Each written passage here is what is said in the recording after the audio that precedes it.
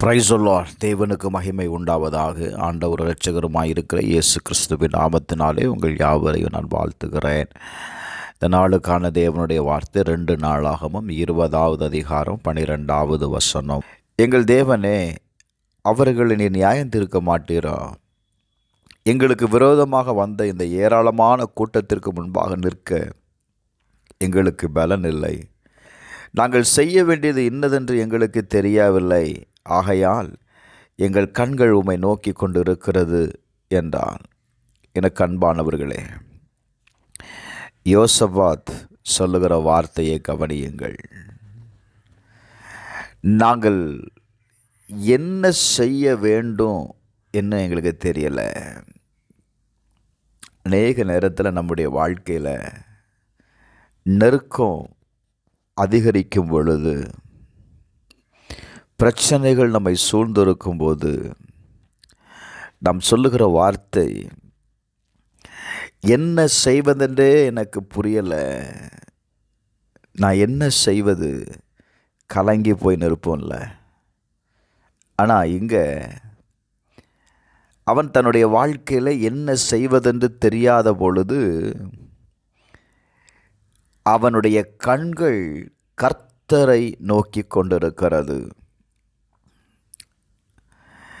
கர்த்தரை நோக்கி கொண்டிருக்கிறான். கர்த்தரிடத்தில் சகாயம் தேடி அந்த தேசத்தில் இருக்கிற எல்லா ஜனங்களும் கூடி வருகிறார்கள். அப்போ கர்த்தருடைய வார்த்தை கடந்து வருகிறது. இந்த யுத்தம் உங்களுடையது அல்ல, இது தேவனுடையது.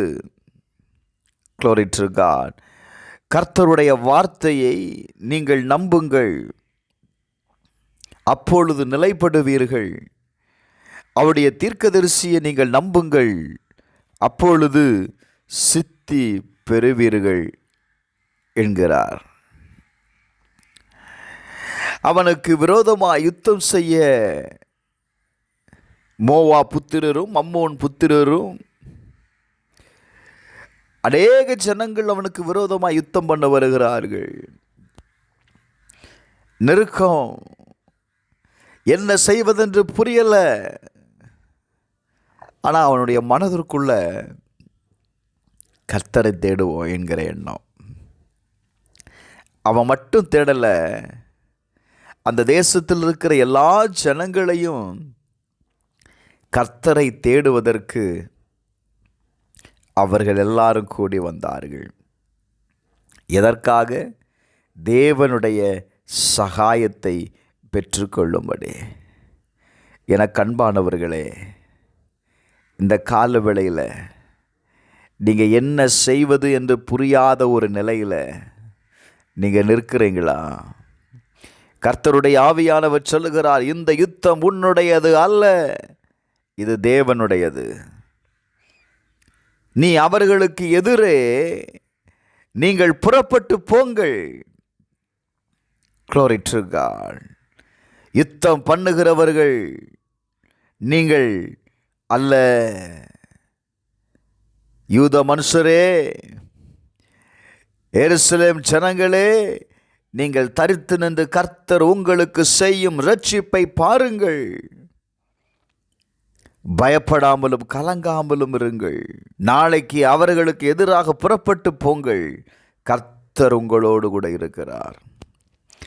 எனக்கு அன்பானவர்களே, உங்களை நெருக்கி கொண்டிருக்கிற பிரச்சனைக்கு முன்பாக நீங்கள் நின்று கொண்டு இருக்கிறீங்களா? அதற்கு எதிராக நில்லுங்க. கர்த்தர் உங்களோடு கூட இருக்கிறார்.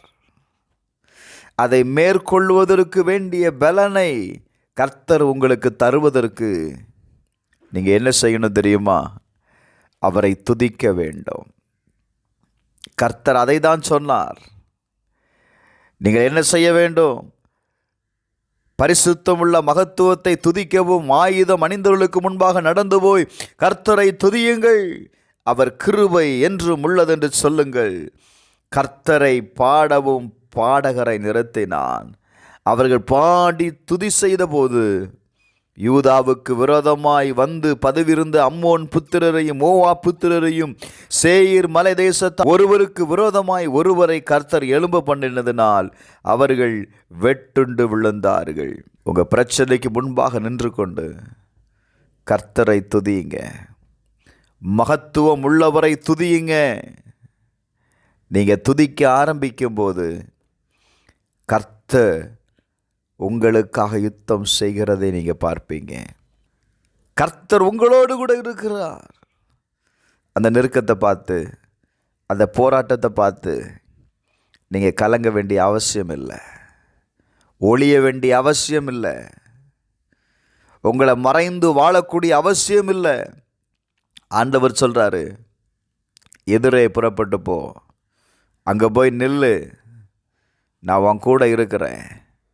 அந்த இடத்துல என் மகத்துவத்தை பார்ப்பதற்கு என்னை துதிக்க ஆரம்பி. காரணம், அவர் துதிகளின் மத்தியில் வாசம் பண்ணுகிற தேவன். என் நாமத்தை பிரஸ்தாபப்படுத்துகிற எந்த ஸ்தானத்திலும் கடந்து வந்து நான் உன்னை ஆசீர்வதிப்பேன்னு கர்த்தர் சொல்கிறாரு. கர்த்தர் உன்னை ஆசீர்வதிப்பதற்கு, கர்த்தர் உன்னை விடுவிப்பதற்கு நீ நிற்கிற இடத்துல அவருடைய நாமத்தை பிரஸ்தாபப்படுத்து. கட்டாயம் கர்த்தர் உங்கள் வாழ்க்கையில் இருக்கிற சூழ்நிலைகளை மாற்றுவார். எங்கள் பரலோக பிதாவே, இந்த நாளில் எங்களுக்கு நெருக்கத்திற்கு முன்பாக நிற்கிற நாங்கள் உம்மை துதிக்கவும் மகத்துவம் உள்ளவரை ஆண்டவரை ஆராதிக்கவும் வேண்டிய பலனை எங்களுக்கு தாங்கப்பா. ஆண்டவரே, உம்முடைய கிருபை என்றும் உள்ளது. நீர் எங்கள் ஒவ்வொருவருடைய நெருக்கத்தையும் கர்த்தர் மாற்றுகிறீர். உங்கள் சகாயத்தை தேடி வந்திருக்கிறோம். எங்கள் ஒவ்வொருவரையும் ஆசீர்வதியும். இயேசுவின் நாமத்தில் பிதாவே, ஆமென்.